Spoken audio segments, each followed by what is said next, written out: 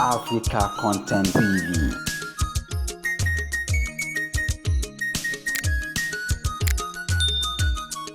Wa lọ bí òróró, ayé ò lọ bí ọ̀pá ọ̀bọ. Ṣé mi ò gẹ̀ẹ́tì ẹ̀ ni? In fact, His Royal Majesty, Kábíyèsí ọba Ìkàtẹ́ Kábíyèsí Elégùṣì. Àwọn ni wọ́n kọ́ mi ní òwe bíi mẹ́wàá kan. Àwọn ló kọ́ mi wọ́n ní ojú àwa làwa fi ń gbọ́bẹ̀. Ṣé mo gẹ̀ẹ́tì ẹ̀? Kábíyèsí ló tún kọ́ mi ní pọ̀ntọ́lára ọmọọba títí kó má kú Rasaki. Yorùbá ní bí Kúnlé ò bá pa ni, Túndé ò lè pa ni. Yorùbá tún wá wò, ó tún sọ̀rọ̀, ó tún pa òwe. Wọ́n ní bí ò bá nídìí, obìnrin kò ń jẹ́ Ṣómólú. Anybody hear me? Yorùbá ní ẹni tí aṣọ lóore tí ò dúpẹ́ yìí. Mùsùlùmí ọlọ́ṣàkó ni lẹ́rù lọ ni. Ọlọ́ṣogbo ni. Yorùbá ní inú Ìkòròdú ní ẹ̀kọ́ funfun ti jáde. His Royal Majesty oníbàáfin bàtú kọ́ mi ní òwe márùn kan. Yes, Jàǹfó authority wọ́n kọ́ mi ní òwe. Ẹ̀bọ́ òwe tó kọ́ mi, àwọn ló kọ́ òwe tó ní ìdúró òsì ìbẹ̀rẹ̀ òsì fún ẹni tó bá gbé Oǹdó mì. Yorùbá ní dòwò ló bí ya Àkúrẹ́. Wọ́n níwájú ìwájú màmá Èkìtì rẹ̀ sí. Ayán lọ, ayán bọ̀, ó wọ̀ yín lẹ́nu. Awọ̀ èmi náà lẹ́nu. Yorùbá wá ní àgbà wá búra bí wèrè ò bá ṣe yẹ rí. Ṣé mi ò gẹ̀ẹ́tì ẹ̀ ni? Ẹ jọ torí Ọlọ́run kó tó pé a máa bá ètò lọ. Bí mo ṣe wà yìí, tí Ọlọ́run ò bá dá mi léèyàn, kí ló yẹ kí Ọlọ́run bá dá mi?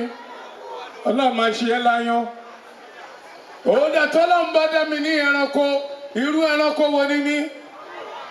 Ọlọ́run ló máa ṣe é lẹ́lẹ́dẹ̀. Ìwọ náà màálù. Tọ́lọ́run bá ṣe mí ní ẹja, irú ẹja wo ni mí? Ìwọ ni ṣáwá. Tọ́lọ́run bá ṣe mí ní odò, odò bo ni mí? Ìwọ l'Ògùn river, odò Ògùn ni ẹ́. Tọ́lọ́run bá ṣe mí ní aṣọ, irú aṣọ wo ni mí? Ọlọ́run àṣẹ ń tẹ́rù. Ìwọ náà àǹkárá. Tí Ọlọ́run ọba bá wá dá mi ní ilé, irú ilé wo ni mí? Ọlọ́run àṣẹ nílé alámọ̀ ìwọ náà. Tọ́lọ́run bá dá mi bàtà, irú bàtà wo ni mí? Bàtà wo ni mí? Bàtà wo ni mí? Ọlọ́run àṣẹ ní sílípàsì. Ìwọ náà sálúbàtà. Bàtà tí Jésù kú ọ̀ títí. Ó dá tí Ọlọ́run bá dá mi ní fóònù. Irú fóònù wo ni mí? Ọlọ́run àṣẹ ń triumph táyé olùmọ́. Ìwọ náà akátẹ̀. Ìwọ ní 3310. Tọ́lọ́run bá dá mi ní gómìnà.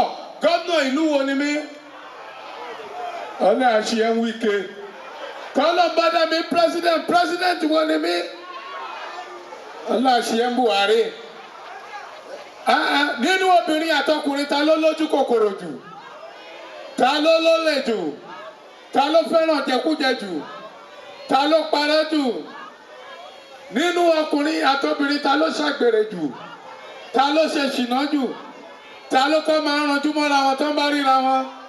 Ta ló máa ń sọ pé I love you lórí irọ́? Ta ni I love you lórí irọ́? Ó dá ta ni pretender? Ta ló ti gbà lọ́kùn ara ẹ̀ tó máa ń sọ pé màá lọ máa ronú sí i? Ta ló kọ́ máa ń invite ara wọn jáde? Tó ń bá jáde, ta ló ń bólówó ṣòwò báṣubàṣu? Ta ló mu energy drink mẹ́jọ tí ò ní sanwó ẹ̀? Ta ló mu Smirnoff mẹ́jọ tí ò ní sanwó ẹ̀? Ta ló jẹ ṣàwámà tí ò ní sanwó ẹ̀? Ta ló jẹ tilapia tí ò ní sanwó ẹ̀? Ta ló jẹ catfish tí ò ní sanwó ẹ̀? Ta ló ná 50,000 tí ò ní sanwó ẹ̀ láàrin 20 minutes? Tó bá ní ẹja wọ yàrá, ta ló máa ń sọ pé mò ń ṣe nǹkan oṣù lọ́wọ́? Kò dẹ̀ ní dáa fún nǹkan oṣù náà. Ìgbà tó ń jẹ gbogbo ẹ̀ ó mọ̀. Ẹ bá mi ṣára yín látẹ̀wọ́ torí ilẹ̀ torí Ọlọ́run. Ẹ jẹ́ fẹ́ lẹ́yìn round up. kó tó di pé mo pé the next comedian in the building. Yes, Akpombi by Lenny. Akpombi by. Yes, Honorable Bayo.